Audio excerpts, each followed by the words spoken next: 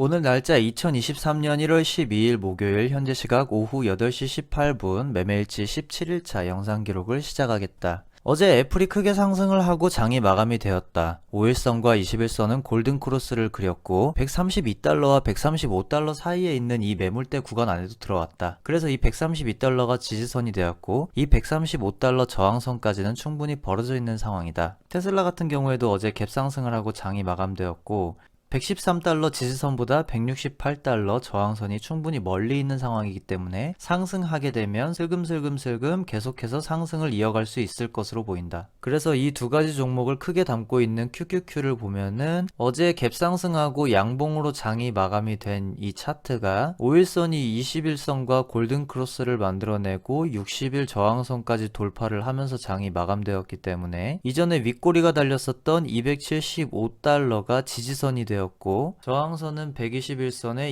287달러까지 벌어져 있는 상황이다. 이를 좀 더 길게 보면 60월봉선도 지지해주면서 버티고 있는 상황이고 연봉선으로 봤을 때에도 현재는 이 5년 연봉선인 빨간 선을 깨지고 밑에 떨어져 있는 상황이지만 이 값은 역사적으로 한 번도 깨진 적이 없었던 선이기 때문에 올해가 끝나는 시점에는 최소 294달러까지는 자리를 잡을 수 있을 것으로 보인다. 이러한 점들을 바탕으로 종합을 해보면 현재 TQQQ의 지지선은 18.97달러, 저항선은 20.85달러 근처로 보이고 지지선보다 저항선이 더 멀리 있기 때문에 상승을 하게 됐을 때 충분히 크게 상승할 수 있을 것이다 라고 해석을 할 수 있으며 좀 더 넓게 주봉상으로 보게 되면은 이 17.43달러 부근에 있는 현재 19.36달러보다도 23.42달러 저항선 부근까지 상승을 할 수 있을 것으로 보이기 때문에 오늘 상승 흐름만 탄다면 크게 상승할 수도 있을 것이다 라고 조심스럽게 예측해 보겠다. 반도체 관련 ETF인 SOXX를 봤을 때에는 367달러와 388달러 사이에 형성되어 있는 이 매물대 구간 안에 충분히 진입해 있는 상태에서 이 흐름대로 계속 상승을 이어간다면 388달러까지도 어렵지 않게 상승할 수 있을 것으로 보고 이걸 좀 더 넓게 주 단위로 봤을 때에는